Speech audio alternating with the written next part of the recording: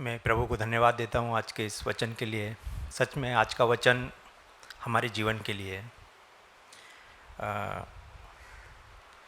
वचन कहता है इब्रानी 4:12 में, क्योंकि परमेश्वर का वचन जीवित और प्रबल और हर एक दोधारी तलवार से भी बहुत चोखा है और प्राण और आत्मा को और गांठ गांठ और गुदे गुदे को अलग करके आर पार छेदता है और मन की भावनाओं और विचारों को जांचता है। वचन जो जीवित और प्रबल है, वचन जो दो धारी तलवार से भी चोखा है। हम सब जानते हैं मेरे प्यारे भाई बहनों कि हमारा प्रभु यीशु मसीह जीवित है, तो उसका जो वचन है वो भी जीवित है। जब हम बाइबल पढ़ते हैं तो हम प्रभु यीशु को स्वीकारते हैं और अपने हृदय में लाते हैं जो जीवित और प्रबल है। मैंने अपने जीवन में देखा है कि जब भी मैंने बाइबल पढ़ी है और उस पर विश्वास किया है तो मैंने बहुत चीज़ों से छुटकारा पाया है। हम सब ने जाना है कि प्रभु के वचन से ही हमें छुटकारा मिलता है, शांति मिलती है, आनंद मिलता है। और जब भी हमारे जीवन में अगर दुख और तकलीफ आती है तब भी प्रभु का वचन हमारे जीवन में काम करता है।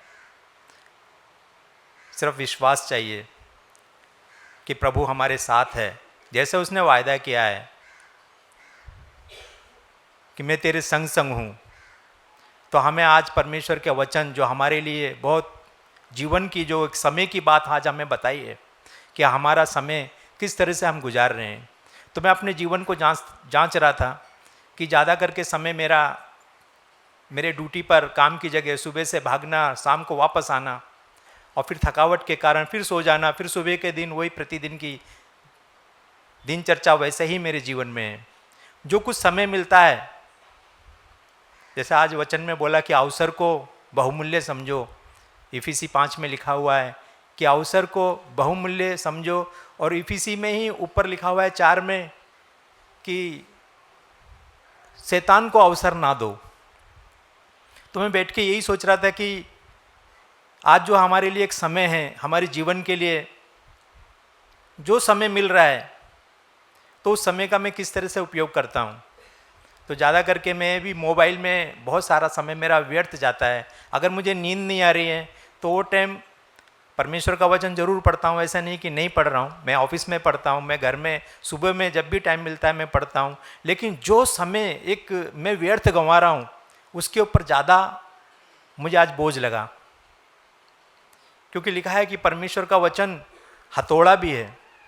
यदि कोई हथौड़ा मेरे सिर पे कोई मार दे तो क्या होएगा, मैं तुरंत यहाँ पर लेट जाऊंगा, मर जाऊंगा। लेकिन यही वचन, मेरे हथौड़ा जो वचन है मेरे हृदय में जाता है और उसको तोड़ता है, तो शायद मैं यहाँ पे नहीं मर रहा, लेकिन अनंत जीवन मेरा कैसा होगा। मैं वो बैठ करके सोच रहा था कि प्रभु तेरा वचन हथौड़ा है, और ये हथौड़ा अगर तूने मुझे मार दिया तो मेरा क्या होएगा। आज प्रभु ने हमें वचन सिखाया है, दिखाया है कि वचन क्या चीज़ है। हम बाइबल में पढ़ते हैं तो वचन जो प्रभु यीशु मसीह ने सिखाया, मत्ती 4:4 में भी सिखाया है कि मनुष्य केवल रोटी से ही नहीं परंतु परमेश्वर के हर एक उस वचन से जीवित रहेगा जो परमेश्वर के मुख से निकलता है। हम देखते हैं जब सूबेदार सिपाही जब वो आया, उसके प्रभु यीशु से बोला कि मेरा सिपाही बीमार है, तो परमेश्वर प्रभु यीशु उसके पास नहीं गए, सिर्फ वचन से ही कह दिया और वो चंगा हो गया। वचन हमारे जीवन के लिए कितना महत्व रखता है मेरे प्यारे भाई बहनों। यदि हम यहाँ से भी प्रार्थना करते हैं और विश्वास किया तो जरूर चंगाई मिलती है। वचन में वो सामर्थ्य, वो शक्ति है जो आज हमें ग्रहण करना चाहिए। आज जो हमें एक सिखाया है कि हम अपना समय जो व्यर्थ जो मैं गंवा रहा हूँ, मुझे नहीं गंवाना चाहिए, किसी को भी नहीं गंवाना चाहिए। आज पूरे हृदय से हमें इस वचन को ग्रहण करना है कि जैसे वेदन ने वचन में बताया है कि एक मूर्ख मनुष्य किस तरह से घर बनाता है। यदि वो रेती पर बनाता है तो उसका घर ज़्यादा समय तक टिकेगा नहीं। यदि वो चट्टान पे बनाता है तो घर जरूर टिक जाएगा। अगर बुद्धिमान व्यक्ति है तो अपना घर जरूर चट्टान पे बनाएगा। तो मैं भी मूर्ख के समान मैंने भी काम किया है कि समझा, सब कुछ जानता हूँ, लेकिन मैंने अपने समय को, बहुत सारा समय मैंने व्यर्थ में गंवाया है। तो आज मैं प्रभु के सामने जो प्रभु ने मुझे सिखाया है, मैं चाहता हूँ कि प्रभु मेरा जीवन एक मूर्ख की नहीं, एक बुद्धिमान व्यक्ति की तरह मुझे बनना है। प्रभु ये वचन जो आज आपने मुझे सिखाया है, ये समय जो आपने मुझे बताया है, ये समय मैं शैतान को ना दूं। आपके चरणों में बैठ करके जो आपका पवित्र वचन है उसे मैं सीखने पाऊं, क्योंकि प्रभु का वचन दो-धारी तलवार से भी चोखा है, हम सब जानते हैं मेरे प्यारे भाई बहनों। और मैं यही चाहता हूं कि आज से हम अपना जीवन बदलें, मैं भी अपना जीवन बदलूं, हम सब जीवन बदलें और जो समय है उसका हम सदुपयोग करें। प्रभु को मैं धन्यवाद देता हूं इन वचनों के लिए, भाई के लिए। Thank you Jesus.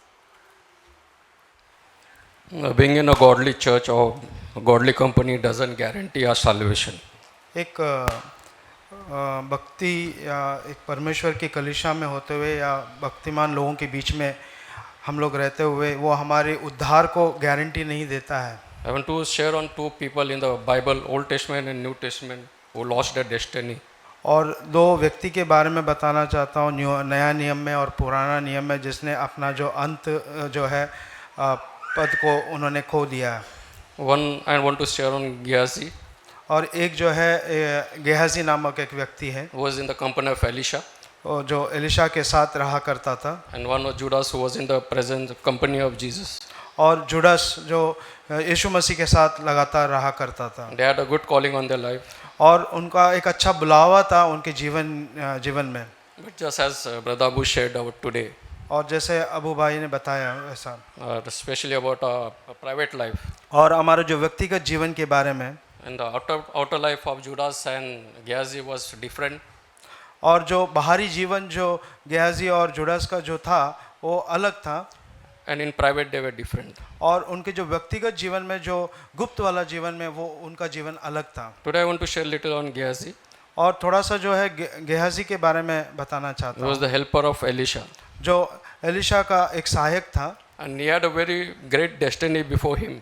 उसका एक अच्छा एक अंत एक था उसके लिए, उसका भविष्य अच्छा था, भविष्य अच्छा था उसका भविष्य अच्छा था आगे। But due to his private life, he lost that destiny. और उसका जो गुप्त जीवन अच्छा नहीं होने के कारण वो जो भविष्य उसने खो लिया। When I was meditating on the Bible regarding Gehazi, और जब मैं बाइबल में गेहाजी के बारे में मैं ध्यान कर रहा था, the name Gehazi means Gehazi का नाम का मतलब ये है valley of vision. और एक साया एक अच्छा एक विजन, एक दृष्टिकोण आगे। Maybe he had a godly parents, उसका एक अच्छा एक आत्मिक माता पिता रहा है। and maybe Elisha knew him personally. और Elisha knew him एलिशा जो है उसको व्यक्तिगत रूप से जानता हुआ होगा। That's why he chose him to be his disciple. और इसीलिए उसने उसका चुनाव किया कि उसका वो सहायक बन सके। And once Elisha had sent him when a woman came because her son had died. और एक बार एलिशा ने भेजा था जब एक स्त्री आ गई थी, उसका बेटा का मृत्यु हो गया था, इसीलिए। Both Elisha and Gehazi knew her personally. और तब दोनों एक दूसरे को व्यक्तिगत रूप में जानते थे।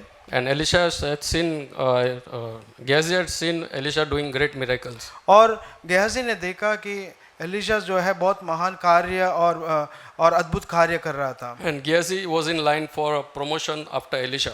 और एलिशा के बाद जो था वो गेहाजी जो होना था उसका आगे उसके बाद। Yeah, because he knew that Elisha had got the double portion of Elijah.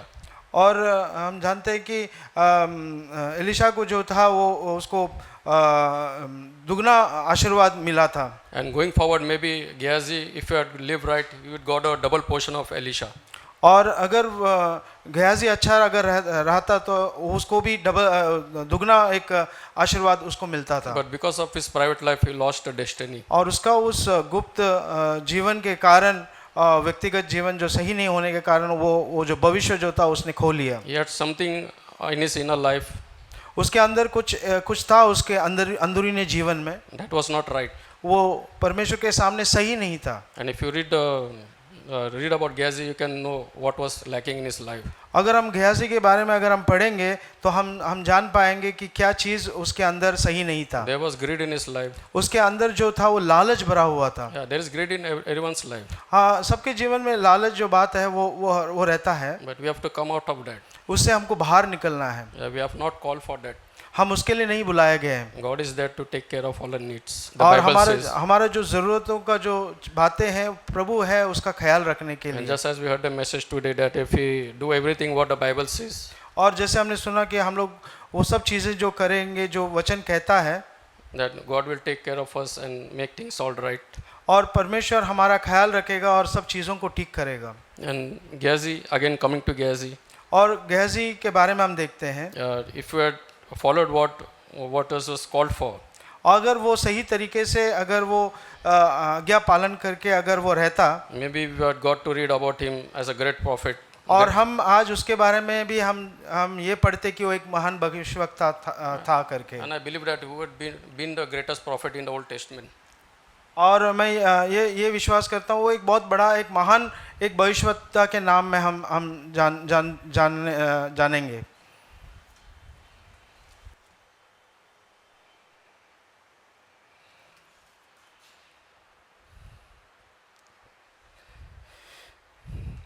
मैं परमेश्वर को धन्यवाद देता हूँ।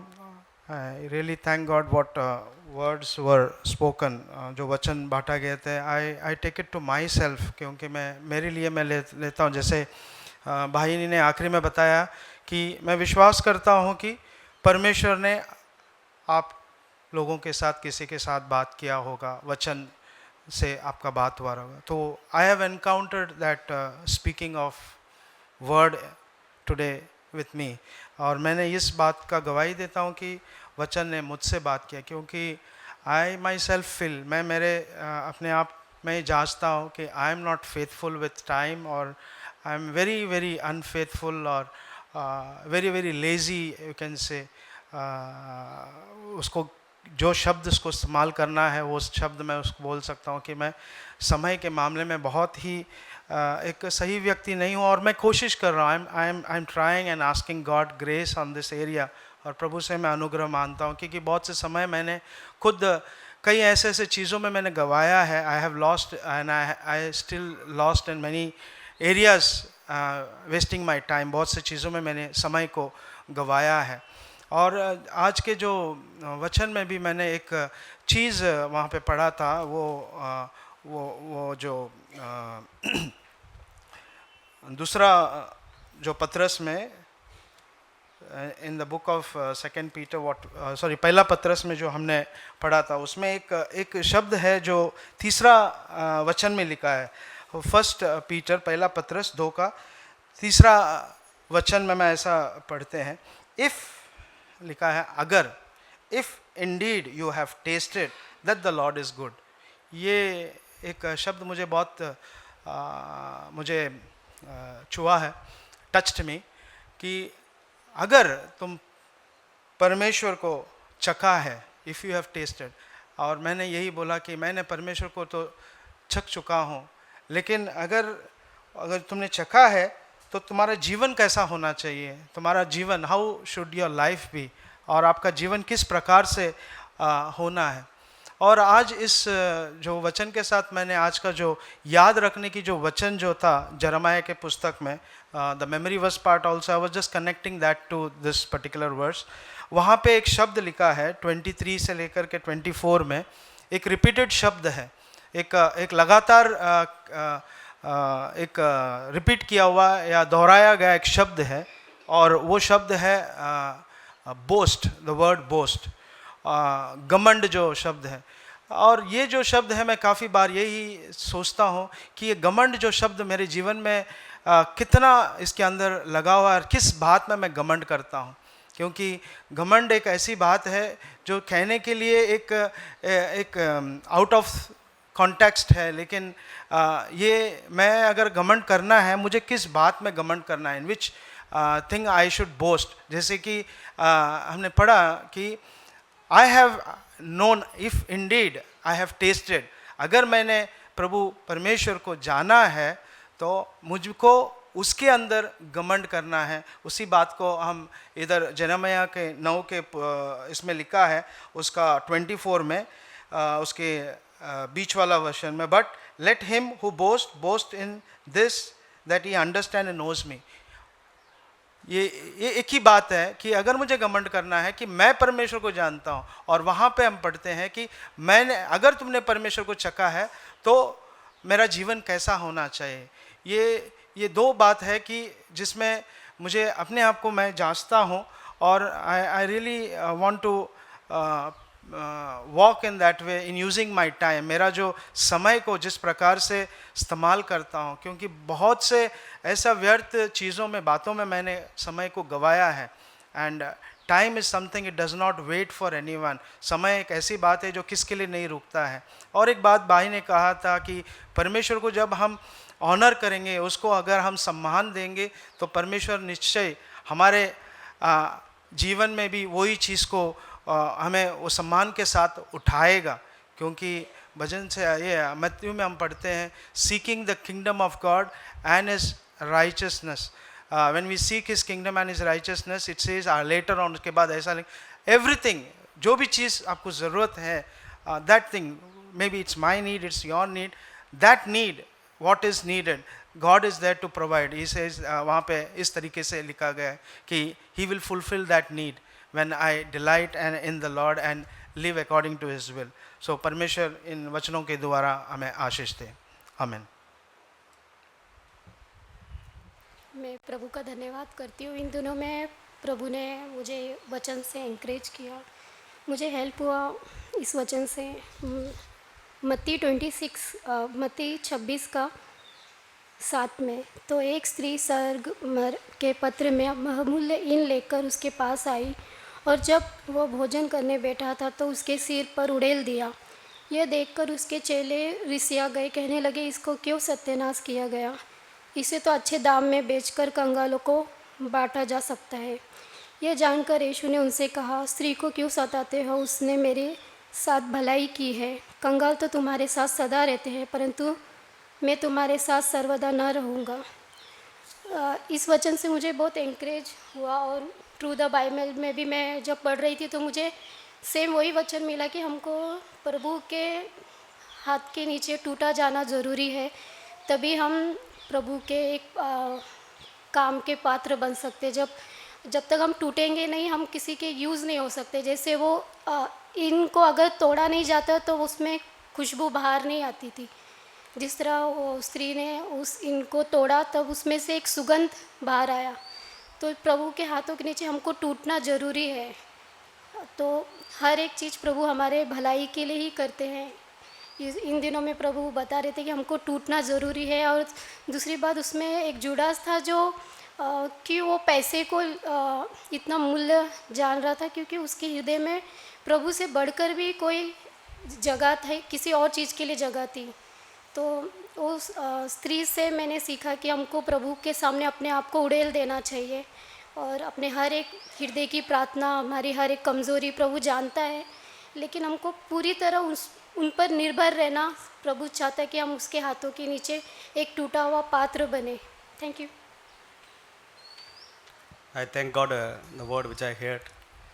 मैं परमेश्वर को धन्यवाद देता हूँ जो वचन जो मैंने सुना है, I take it for my own challenge और ये मेरे चुनौती के लिए मैं लेता हूँ, because I know myself how my naturally I am very lazy person. क्योंकि व्यक्तिगत रूप में मैं मेरे अपने आप को जानता हूँ और मैं एक बहुत ही आलसी व्यक्ति हूँ। God has to work in me, discipline me, especially in terms of reading word.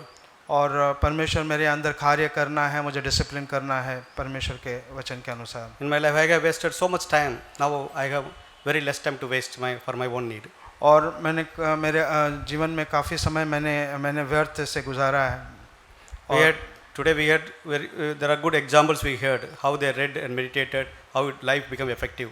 और हमने बहुत से उदाहरण देखा है कि कैसे लोगों ने परमेश्वर के वचन में ध्यान दिया और कैसे उनके जीवन में सुधार हुआ था। I want to share two examples which challenge me. There are even the many.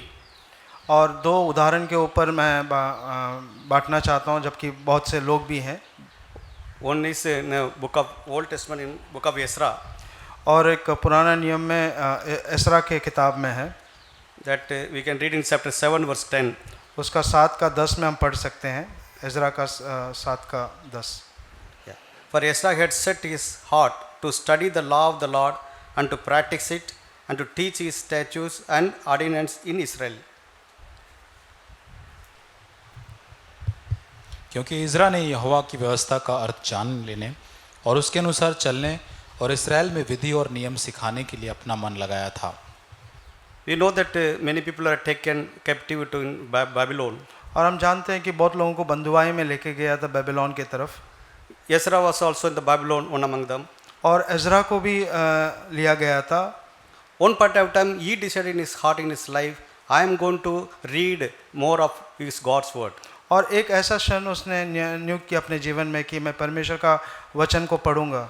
I'm not only going to read for myself, I just want to practice whatever I am reading. और जो भी चीज़ मैं पढ़ूंगा उसके ऊपर मैं उसका मैं प्रैक्टिस भी करूंगा. And also I will be able to help my many brother sister in my. और उसके द्वारा उसने ये भी निर्णय किया बहुत से मेरे भाई बहनों का मैं सहायता भी करूंगा. We all know that God used Ezra to bring restoration or revival in the Israelites. और हम देखते हैं कि इस्रा को परमेश्वर ने इस्तेमाल किया कि वापस ही इसराइलियों को लाने के लिए और उनको वापस लाने में सहायता किया. Even when Nehemiah came from Babylon to Jerusalem, king offered some help. जब King offered Nehemiah the help, that giving some military support also. और नहम्याह को सहायता किया राजा ने कि उनको वापस लाने में भी. But Nehemiah took help. But when come to Ezra, similar situation came and king offered, can I send help to you? और उसी तरीके से जब मदद के लिए एजरा को पूछा गया था क्या मैं आपको मदद भेज सकता हूँ क्या, जब राजा ने पूछा था एजरा से, Ezra could deny that because he know the God very well, because he studied his word very well. He believed in God such way. और एजरा परमेश्वर को जानता था और क्योंकि परमेश्वर का वचन को उसने ध्यान किया था और उसके अनुसार उसका भरोसा परमेश्वर के ऊपर था, इसलिए उसने उस मदद को इनकार किया. That's why God could bless Ezra so much just because he dedicated to the God's word and he made him blessing to many people in Israelites. और इसलिए परमेश्वर ने एजरा को आशीष किया कि उसने परमेश्वर का वचन के ऊपर ध्यान किया, भरोसा था उसका और बहुत लोगों के लिए वो आशीष का कारण भी बना. Another person in the New Testament we can read in 2 Timothy chapter 3. और दूसरा तिमुथियुस के तीसरा अध्याय में हम और एक व्यक्ति को देख सकते हैं. Verse 15 it says like that, and that from childhood you have known the sacred writings which are able to give you the wisdom that leads to salvation through faith which is in Christ Jesus. 2 Timothy chapter 3 verse 15. 3:15 और बालकपन से पवित्र शास्त्र तेरा जाना हुआ है जो तुझे मसीह पर विश्वास करने से उद्धार प्राप्त करने के लिए बुद्धिमान बना सकता है. Here we read about Timothy, how he was determined to read even though his father was not a Jew. और हम देखते हैं तिमोथी के बारे में कि किस तरीके से वो एकदम अपने मन को तैयार करता है, जबकि वो उसका पिता जो वो जू नहीं था, यहूदी नहीं था. Yet he could hear and obey what mom told and grandmother told, and he was taking seriously, I want to read God's word seriously. और उसका नानी जो था उसने जो बताया उसके ऊपर उसने, उसका माँ ने जो बताया उसके ऊपर उसने निर्बल या भरोसा करके उसने शिक्षा प्राप्त किया था. That's why even Paul could boast and to speak about him. There is no one, none other than like, there is no one like Timothy in these days. और पौलुस में इसके बारे में गवाही की देता है कि तिमोथी जैसा कोई अच्छा व्यक्ति नहीं है. He is not the one who seeks of his own interest, but he seeks of the interest of Christ. और वो उसके बारे में ऐसा कहा गया कि वो अपना चीज़ों को नहीं लाभ के लिए नहीं कोसता है, लेकिन परमेश्वर का जो लाभ है और परमेश्वर का जो योजना के अनुसार चीज़ों को कोसता है. And we all know that Timothy became such a blessed person to even to Paul and also many people in various churches. और तिमोथी के बारे में हम पढ़ते हैं कि वो एक आशीष का कारण बन गया, पौलुस के लिए नहीं लेकिन वहाँ के बहुत से कलीसिया में भी वो एक आशीष का कारण बन गया था. Such examples challenging me that I need to repent of my own laziness. I want to dedicate more my time coming days to read and meditate and practice and also to help my brethren. और ये तरीके इन लोगों का जब उदाहरण देख करके मुझे यही चुनौती देता है कि मुझे भी इस तरीके से वचन के अनुसार चलना है, समय को भी उसी तरह को इस्तेमाल करना है, बाकी कलीसिया के भाई बहनों को भी सहायता करना है. I believe God might have spoken to each one of us and encouraged and challenged. और मैं विश्वास करता हूँ कि हर एक व्यक्ति से परमेश्वर ने बातें किया है और हमें चैलेंज किया हुआ है. Yeah, we just thank God and pray that God could bless us. हम परमेश्वर को धन्यवाद दें और परमेश्वर हमें आशीष दे.